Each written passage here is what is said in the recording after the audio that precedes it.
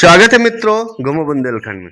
आज हम महर्षि वाल्मीकि रामायण का बालकांड जो कि दूसरा अध्याय लेके आए हैं। उस दूसरे अध्याय में क्या है, बालकांड के दूसरे पार्ट में राम जो प्रभु श्री राम है उनका है जन्म। तो हमारे साथ बने रहिएगा। वीडियो को ज्यादा से ज्यादा सब्सक्राइब कर देना, वीडियो को शेयर कर देना और चैनल को ज्यादा से ज्यादा सब्सक्राइब कर देना। हम आपको पूरी एक एक प्रभु श्री राम की गाथा का वर्णन करेंगे और हमारे साथ बिल्कुल धैर्य से बने रहिएगा। तो चलो शुरू करते हैं। राम जन्म। प्रभु श्री राम का जन्म मंत्रियों का तथा सेवकों ने महाराज जी की आज्ञा अनुसार श्याम कर्ण घोड़ा चतुरंगी सेना के साथ छुड़वा दिया। महाराज दशरथ ने देश देशांतर के मनस्वी, तपस्वी, विद्वान, ऋषि मुनियों तथा वेद विद्या प्रकांड पंडितों को यज्ञ संपन्न कराने के लिए बुलावा भेज दिया।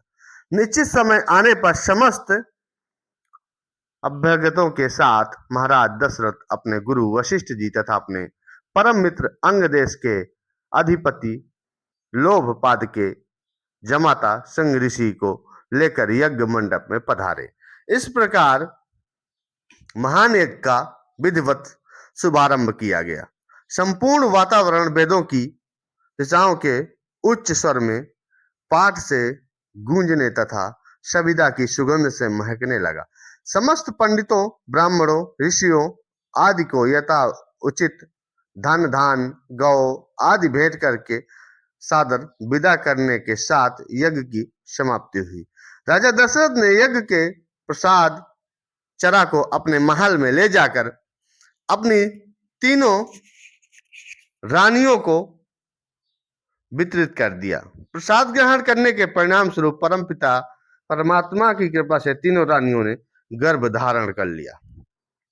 जब चैत्र मास के शुक्ल पक्ष की नवमी तिथि को पुनर्वसु नक्षत्र में सूर्य, मंगल, शनि, बृहस्पति तथा शुक्र अपने अपने उच्च स्थानों में विराजमान थे। कर्क लग्न का उदय होते ही महाराज दशरथ की बड़ी रानी कौशल्या के गर्भ से एक शिशु का जन्म हुआ, जो कि श्याम वर्ण, अत्यंत तेजोमय, परम क्रांतिवान तथा अद्भुत सौंदर्यशील था।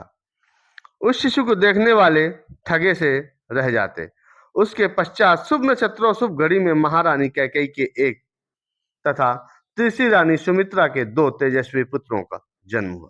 संपूर्ण राज्य में आनंद मनाया जाने लगा। महाराज के चार पुत्रों के जन्म के उल्लास में गंधर्व गान करने लगे और अप्सराएं नृत्य करने लगी। देवता अपने विमानों में बैठ बैठकर पुष्प वर्षा करने लगे। महाराज ने उन्मुक्त हस्त से राजद्वार पर आए हुए भाट चारण तथा आशीर्वाद देने वाले ब्राह्मणों और याचकों को दान दक्षिणा दी।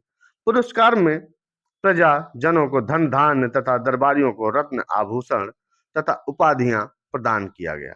चारों पुत्रों का नामकरण संस्कार महर्षि वशिष्ठ द्वारा कराया गया तथा उनके नाम रामचंद्र, भरत, लक्ष्मण और शत्रुघ्न रखे गए।